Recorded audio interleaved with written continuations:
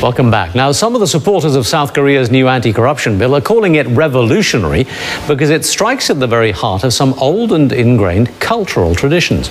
Joining me in our studio today is Kang, catalyst and CEO at the Awaken Group Consultancy, also a young global leader at the World Economic Forum last year. Young, thanks for being with us. Thank you so much for having me.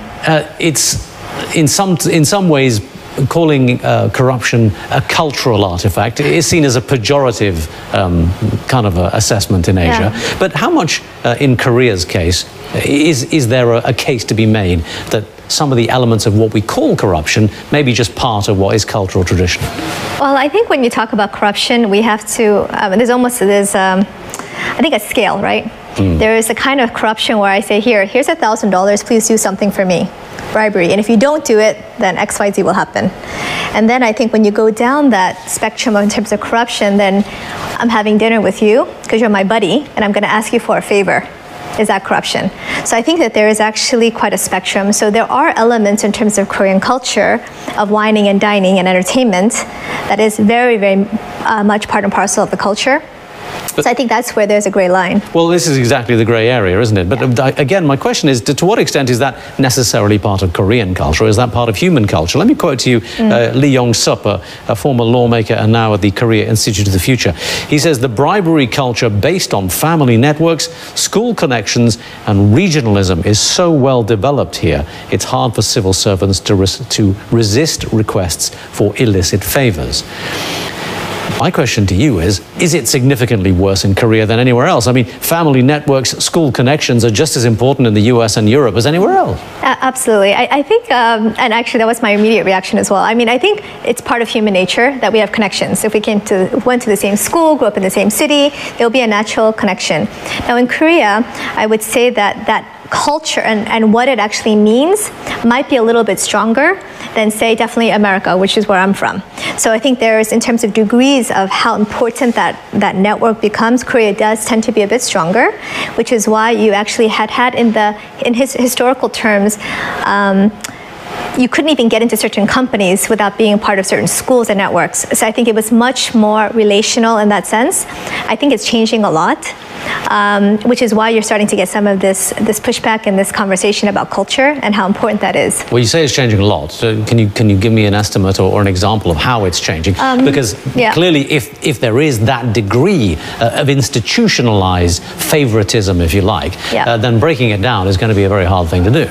Yeah, absolutely. I would say in the past 10 to 20 years, I think globalization has actually made a huge impact in shifting some of these things. I think you're starting to see a lot. It was a very homogenous culture.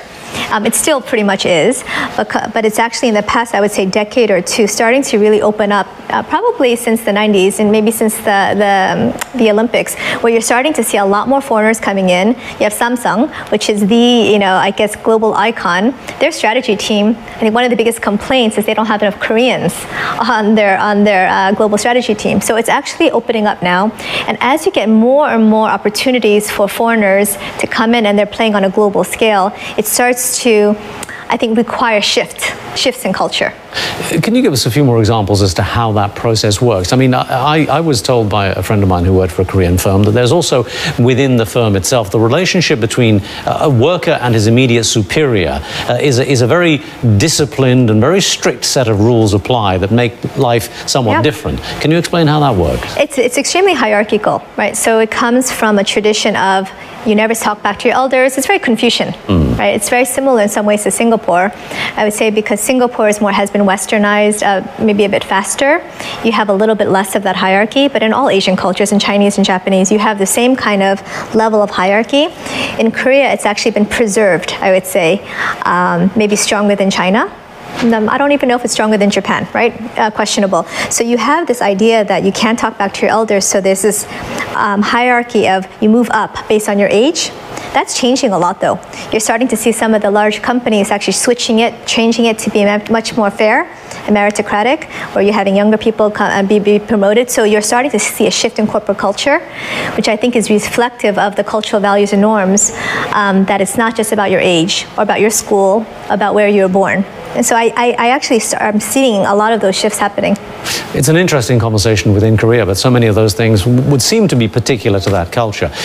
Is there a significant difference in corporate culture in other Asian countries where corruption is worse than Korea, but perhaps not along the same lines. I mean, can you compare and contrast? So I would say India. Right?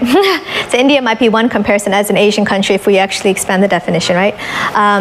Where I think just to do business, as a foreigner wanting to do business, so let's say they take the perspective, I'm a foreigner and I want to go do business in a country. What is the cost of doing business? If I were to compare, say, Korea and India, I think in India, I've been educated that there's a cost that you would just put in as that's the cost of doing business. People call it the cost of doing business, you can call it corruption or whatever. Many countries have And many countries have that, right? In Korea, you don't have that. So I think it's a little bit unfair, to be honest, to say that because there are cases of corruption and there are some big emotional things that have been happening with the ferry incident, where there's an emotional uproar to say that corporate culture in Korea is all corrupt and you need corruption to get business done. I don't think that's the case, you know. Let me mention something else that I thought was perhaps a little unfair too, is the criticism of Korea in this bill. The president, Park Geun-hye, has vowed to introduce reforms that will include a ban on retired public officials working for the companies they used to regulate. Now, there is a revolving door between regulators and the companies regulated in every developed country in the world. Yep. Korea, to me, doesn't stand out as being particularly egregious in that regard, does it? Well, I think there are many Asian countries, right, even in our region, where that is actually quite egregious, where it's actually assumed that you actually get a role. It's egregious in the UK, it's egregious in the US, it happens all the time. I think it's a matter of... The people who are regulators are deemed to have the skills that are required, and therefore it's seen as generally as being fairly acceptable. I think the question is more, is there even an attempt for some kind of openness, whether or not it actually happens? But I agree with you that I think it's a little bit unfair when you start to just point out certain things based on a one cultural bias, which a lot of these metrics are based on, that I don't think is completely fair. That being said, I think when there's an exception or an expectation that that's going to happen without any kind of discussion about credit, whether that person really has the skills, the credibility, the experience to do it, then I think that's when it becomes the challenge. There was an interesting statistic from the Hyundai Research Institute. They say Korea will add 0.65 percentage points to its economic growth rate if it raises its level of integrity, what they call integrity. I'm not quite sure how they define that, to what is the OECD average, which raises all sorts of interesting questions. I mean, part of what you do is to try and increase productivity in workplaces in different ways, but the idea that economic growth can be impacted by the perceptions of workers and the way corporations operate is a very interesting one. To what extent do you think a statistic like that is valid? I mean, how important is it that workplace culture contributes to productivity? I think it's hugely important. So whether, I don't know about that particular statistic and whether it's 0.65 or what the number is, but if you actually start to, and actually I'm for the bill, right, in the sense that it's a move in the right direction, the more open and transparent you have and the less you have to pay your way to actually get the contract or to win the bid, it actually forces innovation. It basically gives space for other people to come forward and actually do their best to really win based on merit. So when that happens, it actually encourages productivity. It encourages people to step out, to try new things in order to win in creative ways. And so I think that it's actually good. There's good that comes through the system when now you have to rely on more than just your name and who you are, but you have to rely on your capabilities.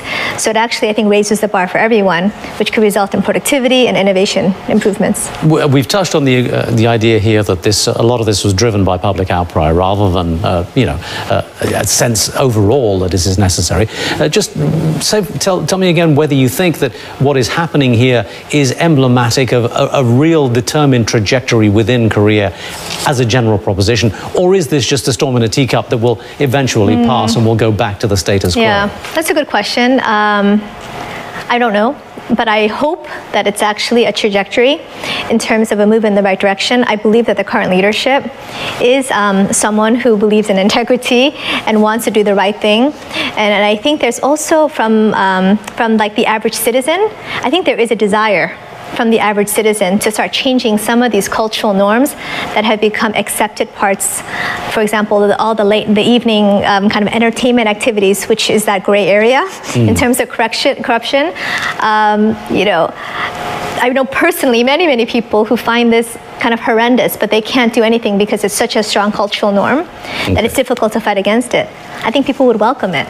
So Kang of the Awaken Group, thank you very much indeed for joining us. Thank you so much for having me.